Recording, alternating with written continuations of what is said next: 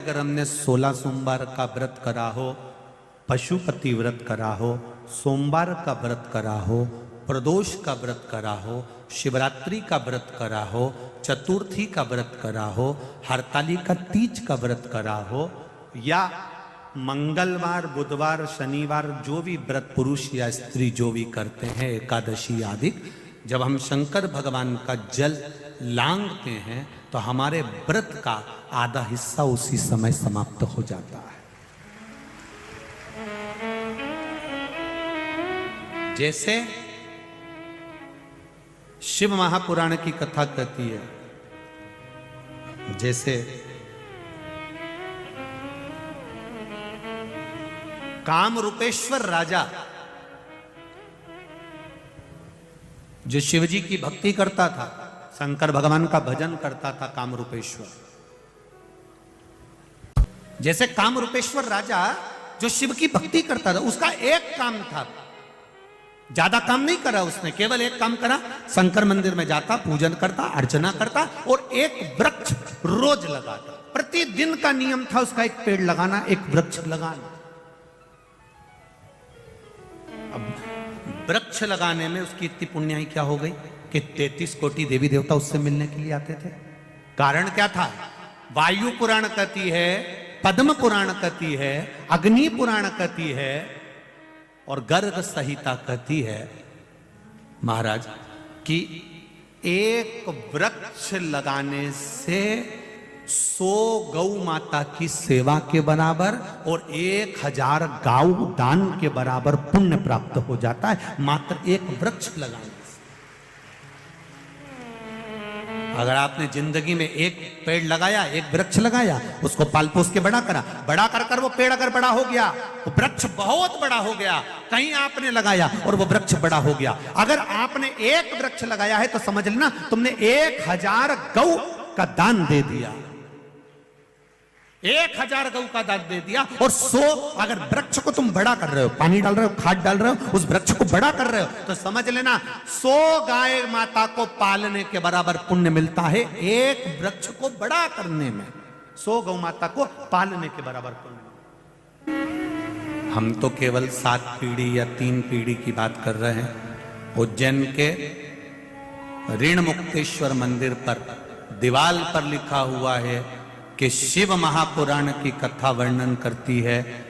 शिव महापुराण की कथा श्रवण करने वाला, शंकर भगवान को भजने वाला, शिव को एक बेलपत्र चढ़ाने वाला, उज्जैन के ऋण मुक्तेश्वर मंदिर की दीवार पर लिखा हुआ है कि शंकर की कथा अगर कोई सुन लेता है तो उसकी 7 पीढ़ी नहीं 71 पीढ़ी पर जाती है। यह उज्जैन कह रहा है।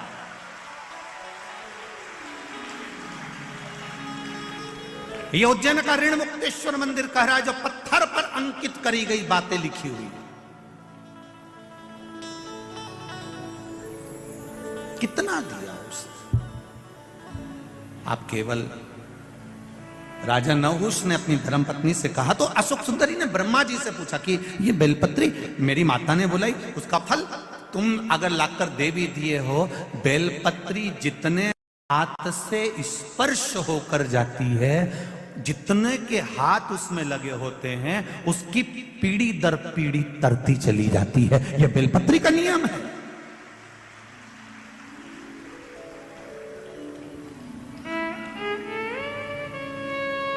कोरोना बीमारी, अब कोरोना बीमारी को समझ लो जरा। कितना किया प्रशासन ने? हाथ धो, बोला था कि नहीं बोला था? अरे बोलो तो। उन्होंने हाथ धोने का बोला था, तुम जरा से हाथ के चक्कर में छोरा छोरी को धो देती थी। बार बार कहा उन्होंने, हाथ धो, हाथ धो, हाथ धो। क्यों? क्योंकि ये वायरस है, एक से दूसरे को पहुंचेगा, दूसरे का तीसरे को पहुंचेगा, तीसरे से चौथे को पहुंचेगा। बोलो पहुंचा कि नहीं पहुंचा?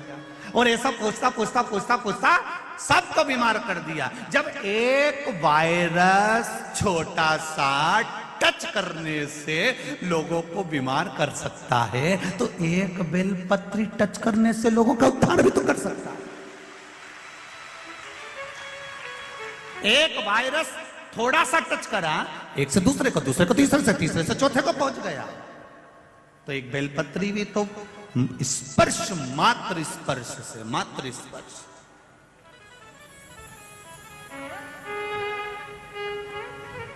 कितना सुंदर लिखा है गर्ग संहिता और नर्मदा पुराण, लिंग पुराण में भी आप पढ़ सकते हो। जिस पात्र में जल भरा जाता है, जिसने मोटर चालू भी करी और पाइप से भी पानी भर दिया, या हापसी से, हेडपंप से पानी लाकर भर दिया, जिसने भरा, चढ़ाने वाला आया, लोटा भरा और चढ़ा दिया, जिसने भरा, जिसने लोटा भर के चढ़ाया उसका 80% पुण्य तो जिसने मोटर से पानी भरा था वो के खाते में चले गया, जिसने भरा। वो तो कहीं कहीं की बहू इतनी समझदार होती है, सास चाय बना के रखी मेहमान के लिए, जेठानी ने चाय बनाई या देवरानी ने चाय बनाई, और किसी किसी में इतनी चतुरता होती है ना, तुरंत उतर की आई, सिर पे पल्लू मल्लू लेके, मौसी जी आई, मौसी जी आई, हमारी मासी आई, और मासी मासी करके अंदर गई रसोई घर में, और उन्हें चाय छान छुना के ट्रे में लेके आई गई। इतने मासी जी के बहू कितनी समझदार, 2 मिनट में चाय ले आई। अब मासी जी के कौन बताए, ये भेरू की लुगाई कोई साधारण है? मासी जी के कौन समझा कि कोई साधारण है? बनाई बेचारी देवरानी ने, बनाई बेचारी जेठानी ने, बनाई बेचारी सास ने, ये तो केवल लगा के लिए आई। ऐसे कहीं कहीं के रहते हैं, बहुत समझदार। मेरी बुजुर्ग माताएं जानती होगी कि इनके घर में अगर बेलपत्री ज्यादा आ जाती थी सावन के महीने में तो ये पड़ोसन को दे देती थी। बोलो रीजी जी सही है कि गलत है? अगर ज्यादा आ गई तो वो पड़ोसन को दे देती थी। कोई वस्तु ज्यादा है उसको उठाकर दे दिया, ले वो फूल हरतालिका तीज के दिन ले या ले जा, उसको दिया वो चढ़ा लेगी, उसमें क्या दिक्कत, चढ़े यहाँ चढ़े वहां चढ़े एक ही बार। ज्यादा है पहुंचा दी। अब जो पड़ोसन ने बेलपत्री भेजी, दूसरे के हाथ भेजी, तीसरे के हाथ पहुंची, तीसरे ने चौथे के हाथ पहुंची, चौथे ने 5वें के हाथ पहुंची, जितना स्पर्श होते चली गई उतना अपना कल्याण करती चली गई। जिसने दी थी वहां से लेकर जहां पहुंची वहां तक उद्धार कर।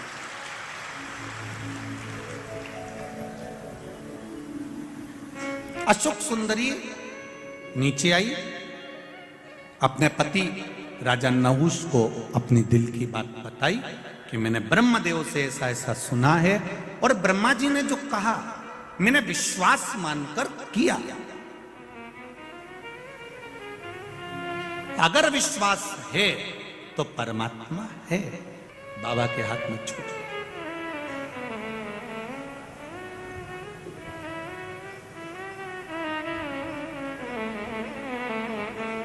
उसकी कृपा जब होगी तब सुख मिलेगा। बेलपत्र ढूंढने के लिए अशोक सुंदरी गई, बेलपत्र ढूंढने के लिए अशोक सुंदरी की 100 बेटियां गईं, बेलपत्र ढूंढने के लिए अशोक सुंदरी के पुत्र गए, बेलपत्र ढूंढने के लिए दामाद भी गया। पर शिव भक्ति, पार्वती जी को कुछ लीला करना थी, बेलपत्र नहीं मिली, नहीं मिली बेलपत्र।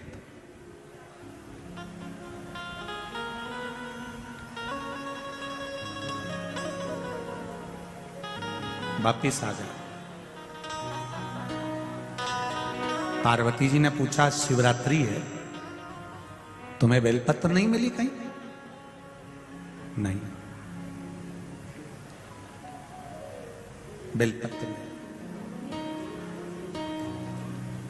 तब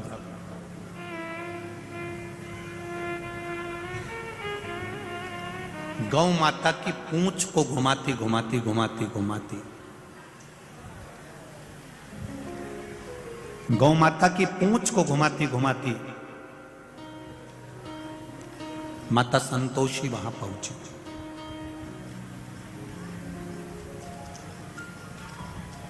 जब गौ माता की पूंछ घुमाती घुमाती माता संतोषी वहां पहुंचती है, संतोषी ने देखा दादा दादी कह रहे हैं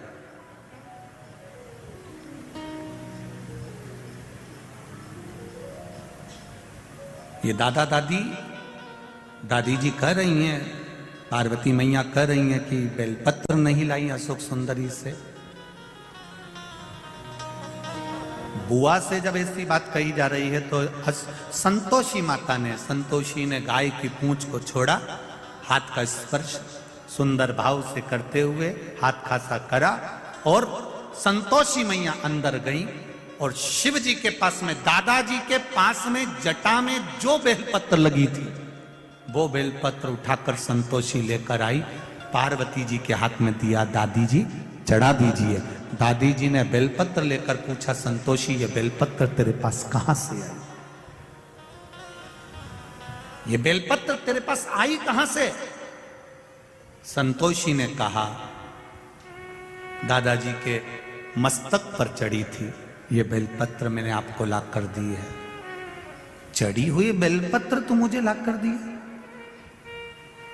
संतोषी ने कहा, दादी मां, एक बार मैंने दादाजी के मुख से सुना था, शिव पर चढ़ने के बाद कोई भी चीज निर्मल नहीं होती है, खराब नहीं होती है।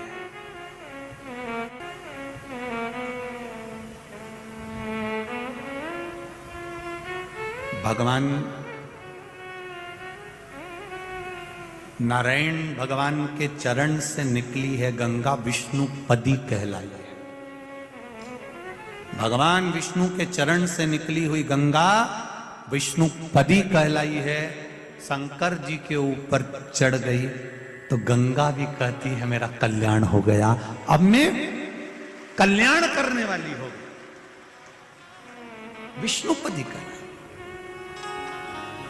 शहद मक्खी का जूता है,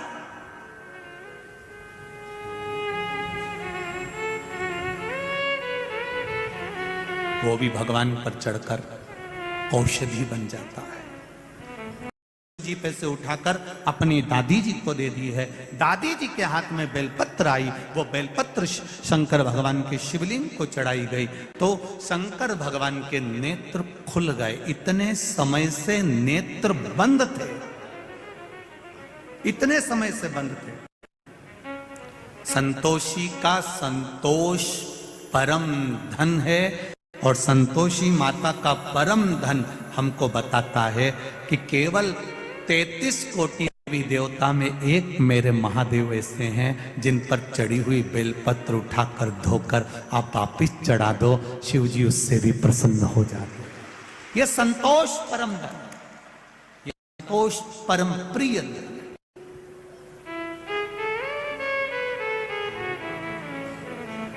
और संतोष परम प्रिय धन का आनंद भी यही है।